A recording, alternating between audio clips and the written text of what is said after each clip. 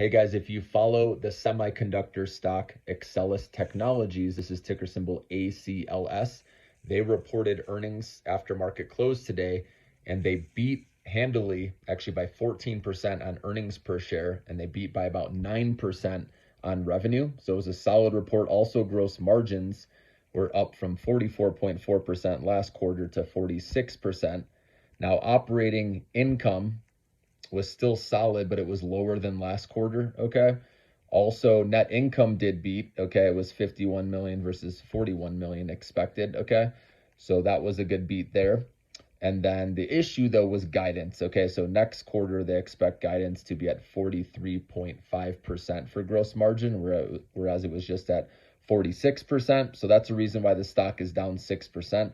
Remember, these earnings reports have to be perfect, right? And more importantly, they have to beat all expectations with guidance. Okay. And since they didn't do that with gross margins, has to do with seasonality. And they said closures of their evaluations, whatever that means. I'm not quite sure. If you know, drop me a line in the comments. Okay.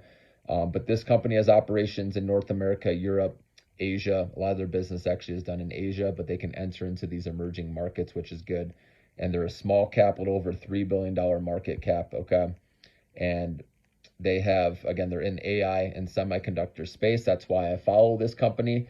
And with the charts, if you look at it, this stock had a huge run, in 2023. It went up to somewhere around 150 bucks a share.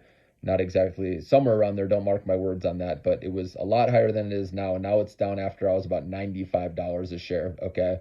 And it looks like next support level could be in the 80s. So it could fall a little bit more. But if you're looking long, this is a prominent player in the semiconductor space. If you don't know what they do, they design, manufacture, and service ion implantation and other processing equipment, with chip fabs. So they're a big player in this industry. And like I said, they have a presence globally. So that's why I like this one. I wouldn't sleep on this stock. If you're a long-term patient investor, this is one I think you can stash away in your long-term portfolio. You can slowly start dollar cost averaging. Like I said, it won't matter long term if it's at 95, if it's at 85, okay? So I think it's an okay time to slowly start dollar cost average, or if you want to wait for it to come down a little bit, that's up to you.